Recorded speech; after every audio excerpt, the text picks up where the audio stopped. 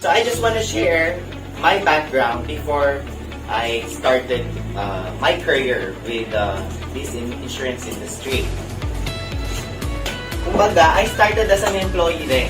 So I have an ambition na magtrabaho, magkapera. Pero syempre ng sarili. Kasi iba yung you're earning your own, kumbaga you spend your own money. Tapos you're earning nasa sarili mo na nagaling.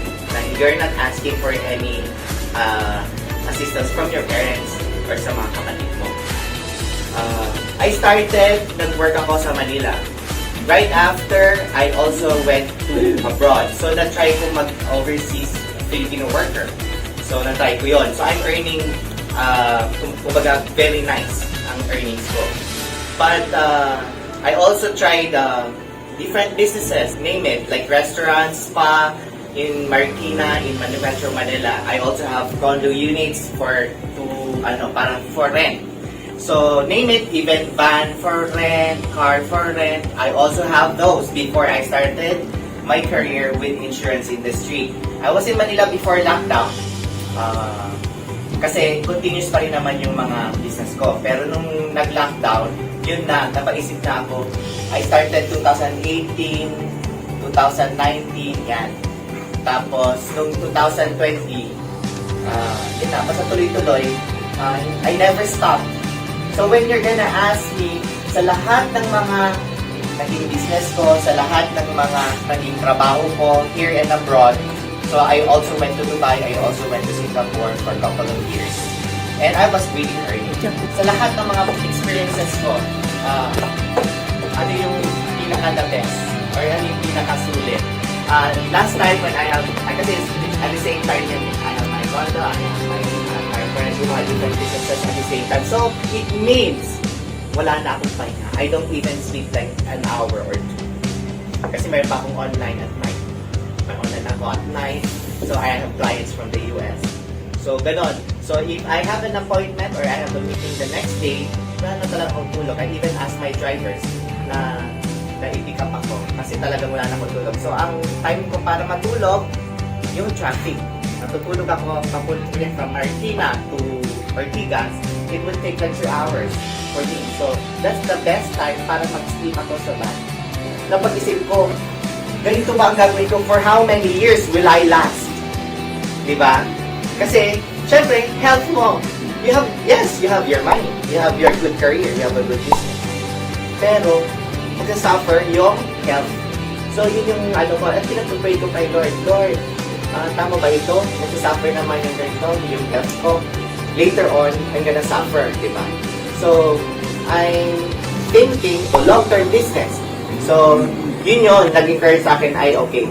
Nung kumikita na ako sa industriyang ito, that's the time I started na unti-unti ko nang i-dispose yung mga, syempre, you have to spend more time kung saan mas nagbibigay sa inyo ng income. By God's grace, I was able to be successful in this industry.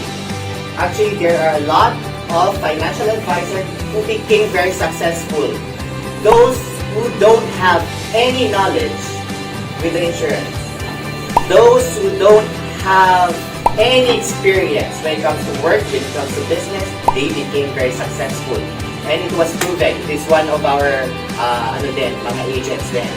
So they were able to go to abroad, not to work, but to enjoy, to have vacation for free. Yes.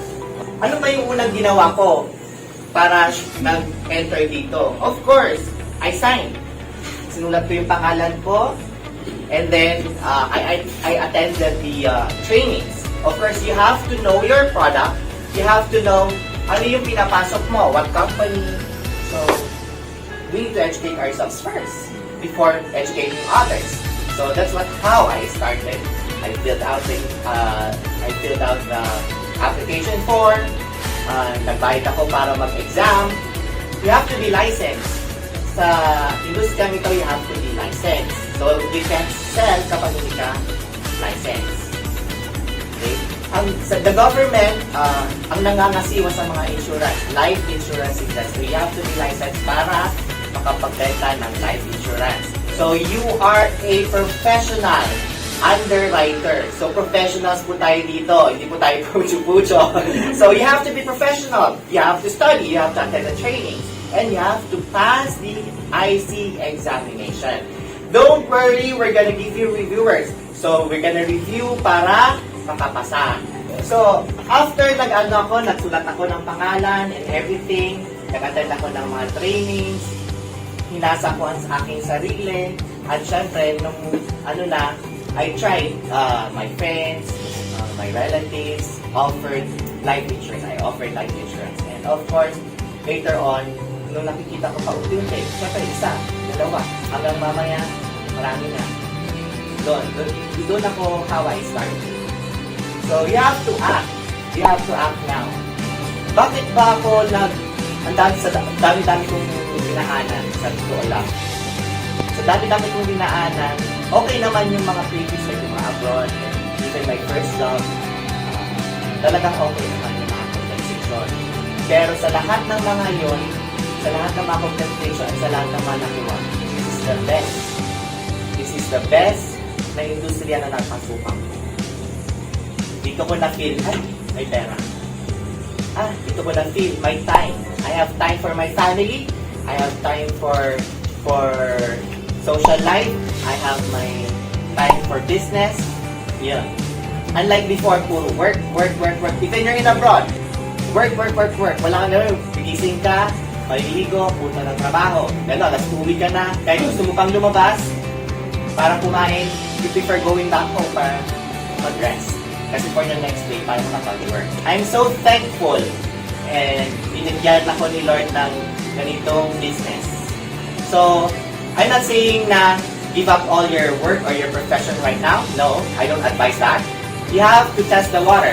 You have to test this industry. You have to try it. You have to sign. You have to try it. And you have to train yourself. Once na kumikita ka na and mas malaki na yung kinikita mo dito kaysa sa yung present industry mo or that's the time you decide. We will not decide for yourself. You will decide what career path you're going through or what you're gonna take it. Di ba? So tayo po ang gumagawa ng ating kung ano yung gusto nating parating. So never give up. So act now, never give up, dream big. You need to dream big. Kasi if you have a dream, no matter how it takes, what it takes, you'll do it. You have to act. Okay? So this is the best time. Act now, yan. Okay? So, syempre, I want to thank our CEO and President, Sir Ricky Avelino. Kasi with this opportunity, I won't be here without him. So, binawagkan ko kayong lahat dito sa Insular Life, Eridanus, Avelino Business Partners. I hope you're all gonna be successful. Sabay-sabay po tayo. Alright. Thank you.